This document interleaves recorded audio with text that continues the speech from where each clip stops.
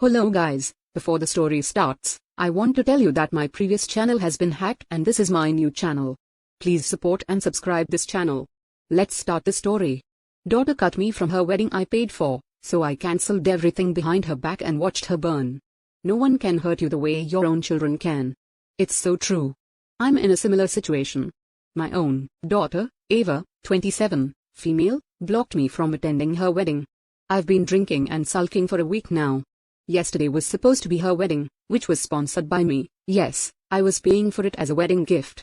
Ava was not an easy child. I had a whole lot of nightmares raising her. So when she told me about her wedding plans, I was happy that she was finally settling down with someone she loved.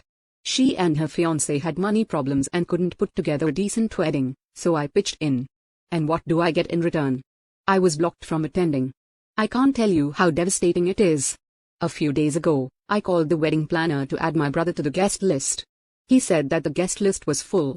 I asked him to send me the complete guest list to see if we could make any arrangements. He said Ava had instructed him not to share the guest list with anybody. I told him I was her father and the one paying for the wedding, so they better comply with me. He was reluctant to share it, but when I threatened to call his boss, he finally sent me the list. When I saw it, my heart broke. My wife and I weren't on it. I called the wedding planner again and said there must be a mistake because neither my name nor my wife's was mentioned. He explained that he was specifically asked not to include our names. I couldn't believe it until he shared the email conversation between him and Ava. To make matters worse, they were instructed to block us from entering the venue. Can you imagine how heartbreaking that was? I knew my daughter resented me, but I could never have imagined that she hated me to the point where she wouldn't allow me to attend her wedding. I called her in a rage, but her phone was on voicemail. It was her bachelorette party that day.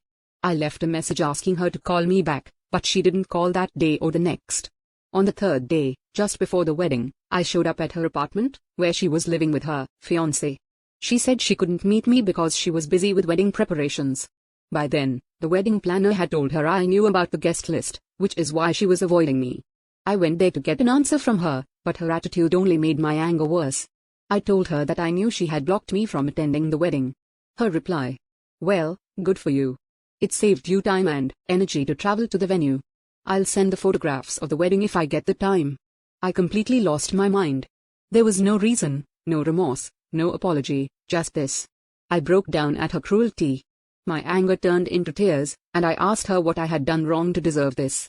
She said I had always wronged her, first by rubbing a stepmom in her face, and then by mistreating her by taking others' sides. She wanted me to defend her unconditionally, even when she was in the wrong. How could I defend her when she bullied my sister's daughter? I did protect her when she was caught taking pills in school and saved her from being expelled. She got into college because of me.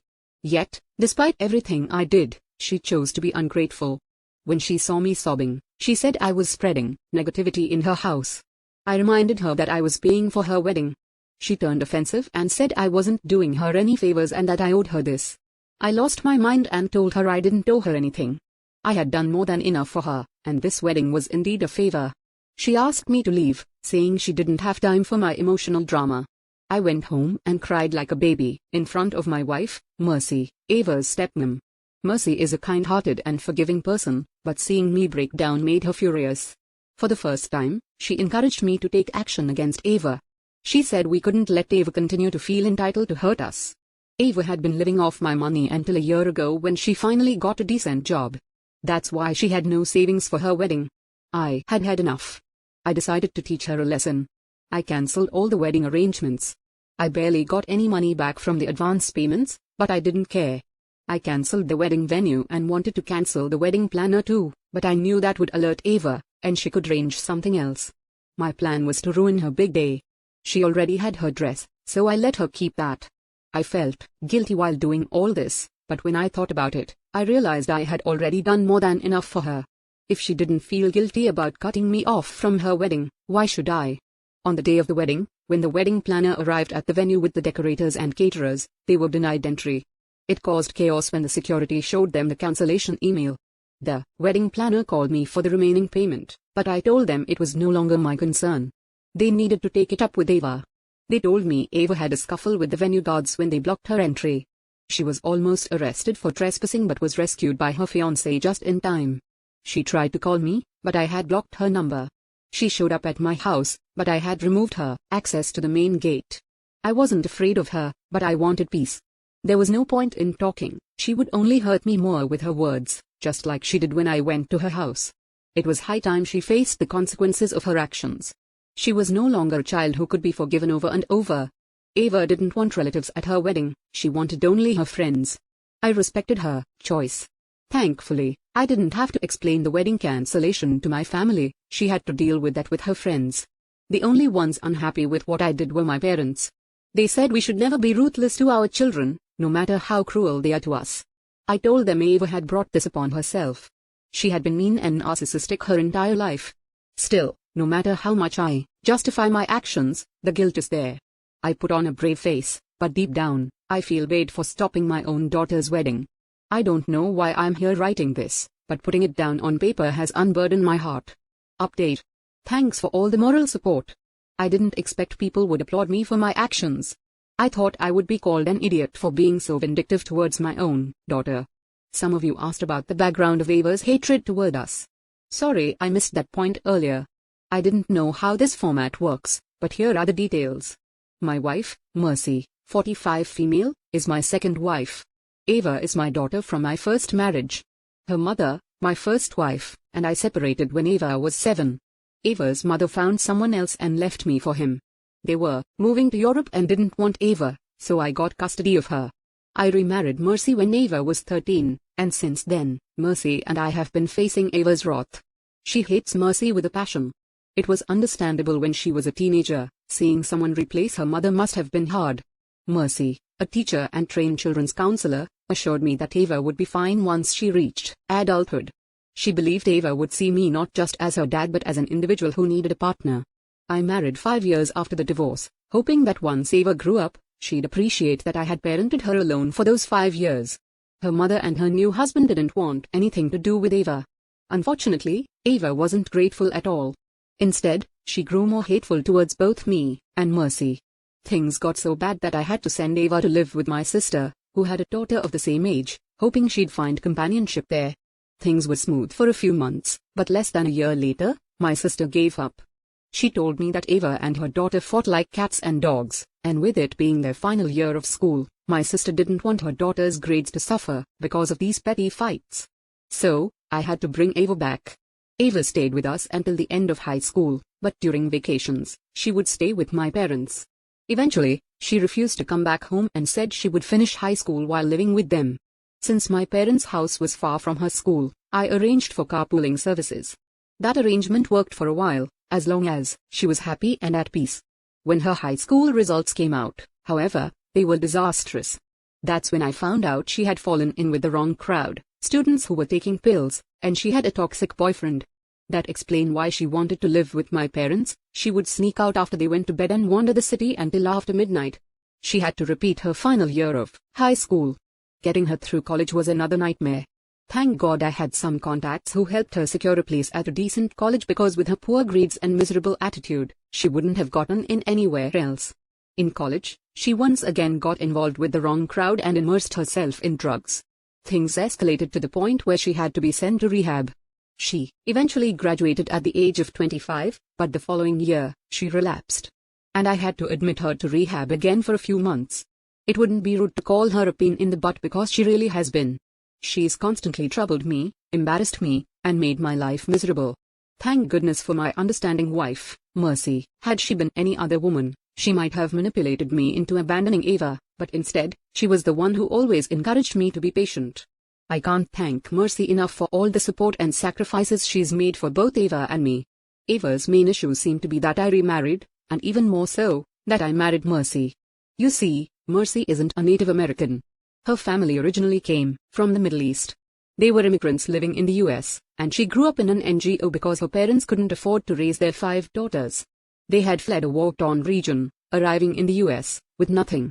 That's what drew me to Mercy. Despite her traumatic childhood and limited resources, she overcame the odds, earned a master's degree, secured a high-paying teaching job, and built a life for herself. She is a self-made woman. But Ava calls her a gold digger. I run a flourishing export business, which has been in our family for 2 generations. So yes, we have some generational wealth. Ava believes Mercy married me for money because this is her first marriage, and it's my second. Ava's argument is, why would Mercy marry a single dad 12 years older than her if not for money? I'm 57, and Mercy is 45. I'm not sure who put these ideas into Ava's head, but that's her reasoning for calling Mercy a gold digger. Some of you also asked if Ava's mother was involved in all of this. The truth is, she's never contacted me or Ava since our divorce. The last I heard, she was in Germany, and that's all I know. As for the current situation, after cancelling Ava's wedding, she tried to reach out to me to unleash her anger, but I blocked her from contacting me through any platform. My parents were unhappy that I cancelled the wedding and offered to pay for it themselves if Ava wanted to reschedule. But Ava turned on them, accusing them of siding with me. She even chased them out of her house, saying cruel things and telling them never to visit her again. She holds them responsible for exposing her high school substance use, though it wasn't them, it was her teacher, who happened to go to the same gym as me. After this, my parents changed their stance and agreed that I was right to cancel the wedding. I can't let Ava feel entitled to use and hurt us however she wants. I'm still not in contact with her and don't know what she's up to. My parents visited her 2 days ago, which was 10 days after her supposed wedding date, and they haven't gotten married yet. So, I'm guessing they're planning a new date or just haven't gone through with it. Oh, and I blocked her credit card, the one I was paying for. She hadn't been using it much after getting her job, but she still had access to it. I'm sure this will anger her, but I don't care anymore. After learning how she treated my parents, I have no guilt. They are in their late 70s, and they've always loved and protected her. Ava deserved to be cut off. Update. Hey guys, I know it's been over a year since I updated this thread, but I have been in constant touch with everyone who commented on the post or PM'd me. After a few weeks, I got to know that Ava had married her fiancé in a private ceremony, with just their close friends. I was happy for her and wished her a good life. I wasn't connected to her on social media, so I didn't know what was happening in her life. My niece told me that Ava had moved to a neighboring city with her husband, and she had updated her Facebook status about it. Life was running as usual until a week ago when I got a call from an unknown number. It was Ava's husband, Matt. I was tense, thinking that something might have happened to her. He assured me that she was fine but said she wanted to meet me in person, which came as a surprise. I asked him why, but he said he would explain when we met. He mentioned that he was in town and suggested meeting up for dinner. I agreed, secretly hoping it was a chance for Ava and me to reconcile. I thought she might be too ashamed to face me and that Matt was acting as a middleman. With high hopes, I went to meet him, but to my dismay, Matt showed up alone. When I asked about Ava, he said he didn't know where she was. My heart sank. And I asked if something had happened to her. He then revealed that they were separated. Matt explained that Ava had been abusive during their marriage, with severe anger issues. She would throw things and break household items during even minor arguments. He tolerated it for as long as he could, but eventually, the situation became unbearable, and they separated. Matt went on to say that Ava had psychological issues and blamed others for any inconvenience she faced. She frequently fought with him, especially because they had moved to a new city for his job, even though Ava had found a similar paying job there. Despite this, she resented him for taking her away from her hometown. That was just one of many issues between them. Matt said he wanted to meet in person to apologize. He admitted that he had witnessed Ava's cruelty towards me, Mercy, and my parents but didn't intervene because Ava had manipulated him against all of us. He regretted overlooking the red flags and bringing misery upon himself. I told him that none of this was his fault, it was Ava's. To some extent, I blamed myself for not raising her properly. I also apologized to him for everything he had been through with Ava. Matt then asked me for a favor. He said Ava had been distraught by the separation and was begging him to take her back. However, he had fallen out of love with her after enduring her abuse. Despite that, he wished her well and asked if I could support her during this difficult time. Ava had no real friends left due to her temper, and he hoped I could take her to therapy or offer some kind of help. I told him I wished I could, but Ava wouldn't let me near her. He understood, and we both expressed a desire to help Ava if she would allow it. After that conversation, I decided to visit Ava. Unfortunately, as expected, it didn't go well. She lashed out at me and Mercy, though I had come alone because I didn't want Mercy to witness Ava's wrath. I apologized to her, trying to calm her down. At that moment, I wasn't concerned with right or wrong. I just wanted to help her. I told her she could say whatever she wanted about me, but she needed to see a therapist first. Ava didn't listen and brought up the past. She yelled that she hated Mercy so much that she wanted to kill her. She admitted she had blocked us from her wedding because she was ashamed of introducing Mercy as her stepmom and was embarrassed by our marriage. Despite my attempts to reason with her, she chased me out of the house, blaming me for all her problems. I don't know if I was right or wrong. And honestly, I don't care anymore. I just want her to get better, but I don't know how to help her. Update. Thank you all for the moral support. I was very disturbed when I made the last update, and this space has really helped me calm down. Mercy suggested I reach out to Ava's best friend from school. Her family was our neighbor, so we knew each other well. She now lives in South Africa, so I contacted her on social media and explained the situation. I asked her to reach out to Ava, hoping she could get through to her, as she was the only person Ava had never fought with. Her friend assured me she would help, and thankfully, she did. Ava agreed to go to therapy, and I believe it's going well because, about a week ago, she visited my parents and apologized for her behavior. She admitted that her hatred had grown so intense that she could no longer control it. However, she also said she would never forgive me and still blames me for everything. I don't hold any resentment towards her anymore. I just wish her a good life, even if I'm not part of it. Thank you all for your support. I hope no father ever has to go through this, where their own child hates them to such an extreme level. Thank you so much for watching until the end.